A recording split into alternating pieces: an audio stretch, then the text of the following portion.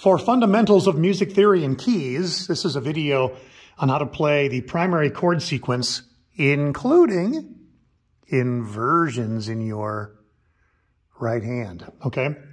Basic definition of an inversion is the position that you play your chord. This is a root position C chord. C is the lowest note, okay? Root position C, looks like a little snowman, everything kind of stacked up. Inverted chords take the C, the E, and the G and just rearrange their order.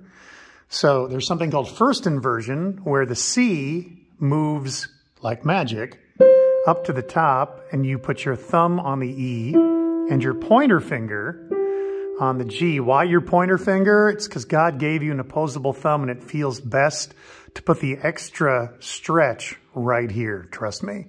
So this is first inversion. The root is now on the top. It's still a C chord because it contains C, E, and G. All right? Second inversion C chord, the C is in the middle, E is the highest note, and the G is on the bottom. And again, the stretch goes right here. So I have a root position, first inversion, and second inversion. Okay? We're going to play a chord sequence that uses the 1 chord, which is C, the 4, which is F, the 5, G, and the 6, A minor. And instead of bouncing around and playing all those root chords, we're going to tie the chords together doing something that's called voice leading. Voice leading is taking the notes that the chords share and using them as kind of an anchor point. So, for example, if I'm going to go from C to the F chord, you'll notice that both of those chords have a C in them. In the C chord, the C is the root. In the F, the C is the top note, or the 5th of the chord. So, to play the 4 chord, easiest, smoothest thing to do, keep your thumb on C and open your hand to play the F chord like this. F in the middle, A on the top, C, connecting to the C chord is on the bottom. So this is a F inverted chord because F now is in the middle. So C to F. Or if you want to think broader terms, 1 to 4 is that move. Okay? We're also going to tie the 1 to the 5 chord. The 5 chord is G. Here's a C chord, here's a G chord. It's a little harder to see here, but if I put the G on the top of the C, both chords have a G in them, okay? So here's my C. To get to the G chord, well, I need a G, a B, and a D. Ooh, God put my pointer finger right on that D. And I'm just going to reach my thumb over to the B.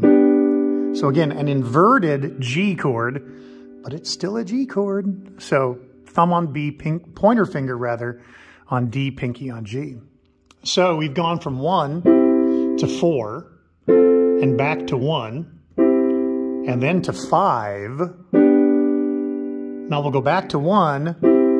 The other chord in our sequence is the 6. 6 is A minor. Well, here's the C chord. Here's the A minor chord. I have 2 notes that are in both chords. So here's the 1. Easiest way to get to the 6, the A minor, take that pinky and move it over.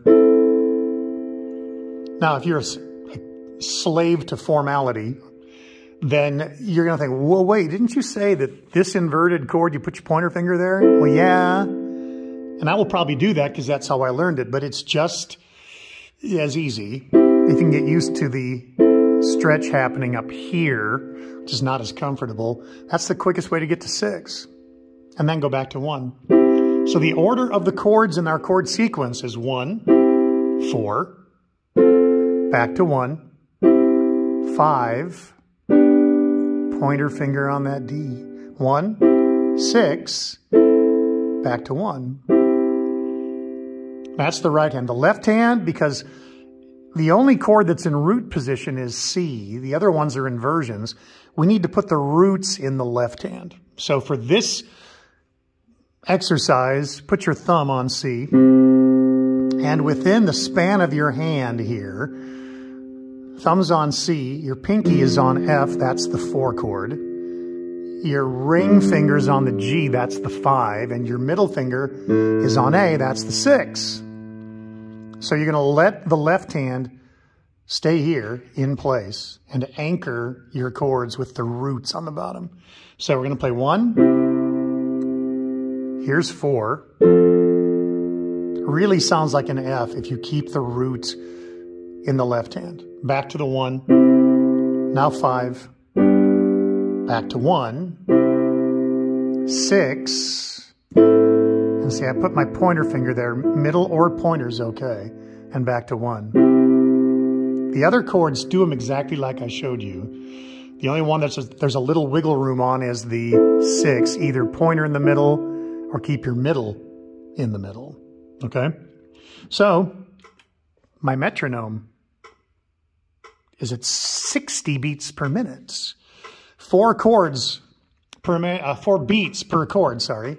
So 1, 2, ready, and 1, 4, 1, 5, 1, 6, 1. Now, as you start to play more, you can start to add some different accompaniment patterns. So oftentimes I will do this when we play this sequence in class. 1, 2, ready, and 1, 4, 1, 5, 1, 6, and back to the 1. So that's the chord sequence in the key of C. The other 2 keys we do, the key of G and the key of D, it's going to look, remember we talked numbers. 1 to 4 is this movement, 1 to 4. So a little foreshadowing.